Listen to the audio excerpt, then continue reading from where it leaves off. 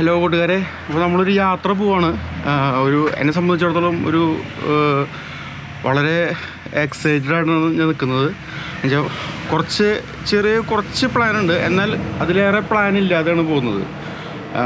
ഇവിടുന്ന് സ്റ്റാർട്ട് ചെയ്ത് പെരിന്തൽമണ്ണയിൽ നിന്ന് അങ്ങനെ പെരിന്തൽമണ്ണ വഴി അങ്ങനെ ഒരു ഗോവ സൈഡിലേക്കാണ് പോകുന്നത്. അപ്പോൾ ഗോവ എത്തുന്നില്ല, അതിന് മുന്നേ കുറച്ച് കാഴ്ചകളുണ്ട്. അത് കഴിഞ്ഞ് തിരിച്ച് വരുന്നവർ ഒരു 1 വീക്കിൻ്റെ പരിപാടി, ഒരാഴ്ചത്തെ യാത്രയാണ് പോകുന്നത്. അപ്പോൾ വീട്ടിൽ നിന്ന് ഇപ്പോൾ സമയം 6:15 അപ്പോൾ ഇറങ്ങുകയാണ്. അപ്പോൾ എന്തെങ്കിലും വഴിയിലെ കാഴ്ചകൾ കാണാം. ഓക്കെ.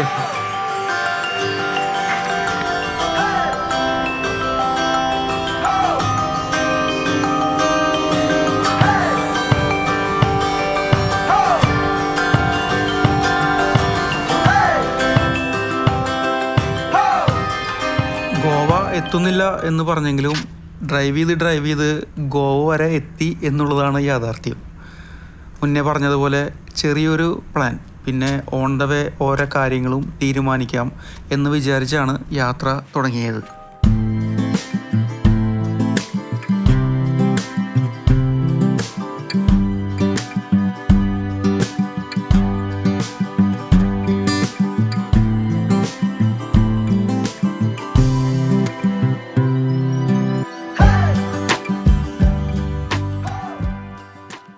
അങ്ങനെ ഞങ്ങൾ കർണാടകയിലെ കർവാറിനടുത്തുള്ള സെൻറ്റ് മേരീസ് ഐലൻഡ് കാണാനായി എത്തി.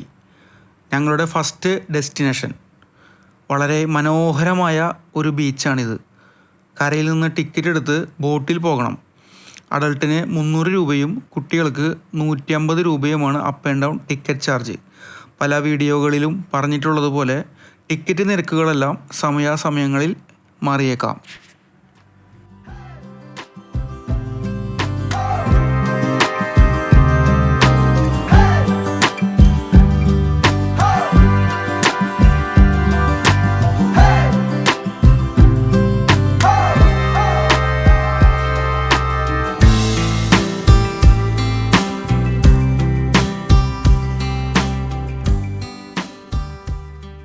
ടിക്കറ്റ് കൗണ്ടറിൻ്റെ പരിസരം ചുറ്റി നടന്ന് കാണുവാൻ തന്നെ മനോഹരമാണ്.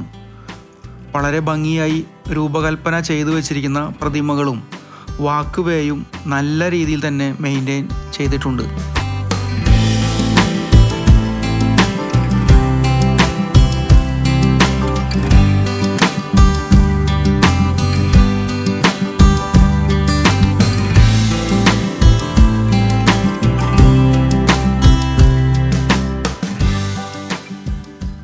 ദ്വീപിലേക്കുള്ള ബോട്ട് യാത്ര അടിപൊളിയാണ്.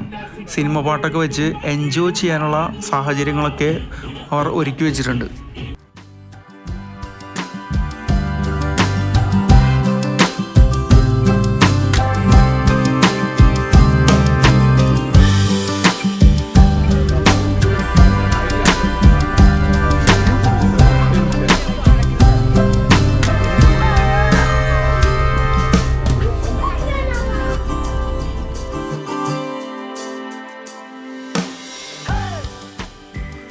ഉടുപ്പി ജില്ലയിലെ മാൽപേ കടൽ തീരത്തു നിന്ന് അറബിക്കടലിലേക്ക് യാത്ര തിരിച്ചാൽ ജിയോഗ്രാഫിക്കലായി വളരെ പ്രാധാന്യമുള്ള അതിമനോഹരമായ സെൻറ്റ് മേരീസ് ഐലൻഡിലേക്ക് എത്തിച്ചേരാം.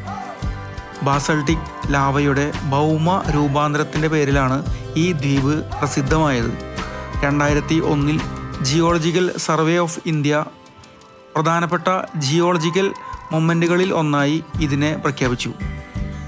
88 ദശലക്ഷം വർഷങ്ങൾക്ക് മുമ്പ് മഡഗാസ്കർ ഇന്ത്യയുമായി ബന്ധപ്പെട്ട് കിടന്നിരുന്നു എന്ന ശാസ്ത്രീയ പഠനങ്ങൾ ഈ ദ്വീപുമായുള്ള ഗവേഷണത്തിൻ്റെ ഭാഗമാണ്.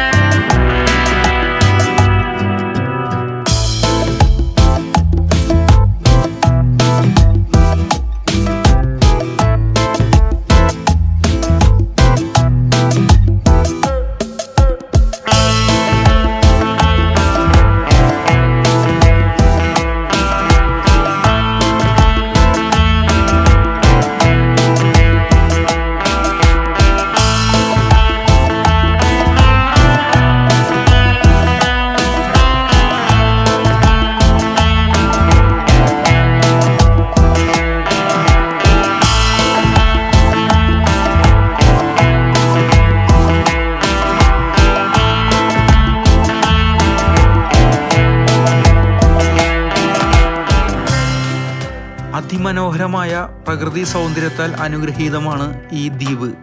ഈ ബീച്ചിലെ മണൽത്തരികൾ പോലും വളരെ മനോഹരമാണ്. കടൽ ഷെല്ലുകൾ കൊണ്ട് നിറഞ്ഞ ഒരു ഏരിയ കൂടി ഈ ദ്വീപിൽ കാണാം.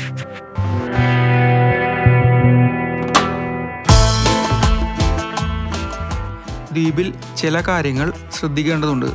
ഇവിടെ പ്ലാസ്റ്റിക് അനുവദനീയമല്ല. ടോയ്ലറ്റ് സൗകര്യം ഇവിടെ ലഭ്യമാണ്.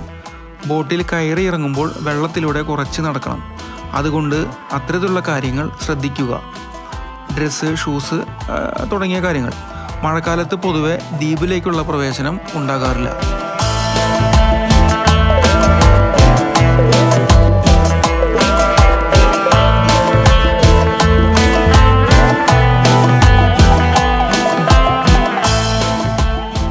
സെൻറ് മേരീസ് ഐലൻഡ് കണ്ട് ആസ്വദിച്ച് അടുത്ത ഡെസ്റ്റിനേഷൻ മുരുഡേശ്വരമാണ്.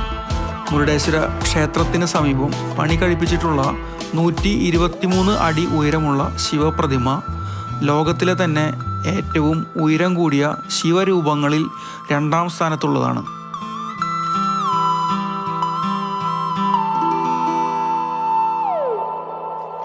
20 നിലകളുള്ള രാജഗോപുരവും ഈ ക്ഷേത്രത്തിൻ്റെ പ്രധാന ആകർഷണമാണ്. 249 അടിയുള്ള ഈ രാജഗോപുരം ഏഷ്യയിലെ തന്നെ ഏറ്റവും വലിയ ഗോപുരമാണ്. ഈ ഗോപുരത്തിൻ്റെ മുകളിൽ നിന്നുള്ള കാഴ്ച വളരെ മനോഹരമാണ്.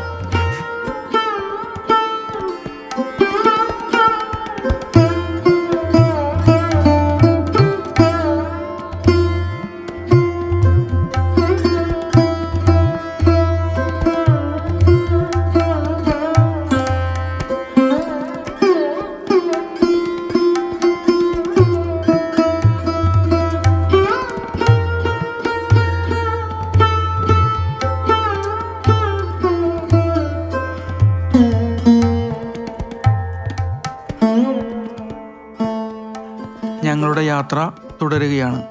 ഈ യാത്ര നമുക്ക് ഒരുമിച്ച് പോകാം. കൂടുതൽ വ്യത്യസ്തമായ കാഴ്ചകളുമായി അടുത്ത ദിവസങ്ങൾ നമ്മെ കാത്തിരിക്കുന്നു.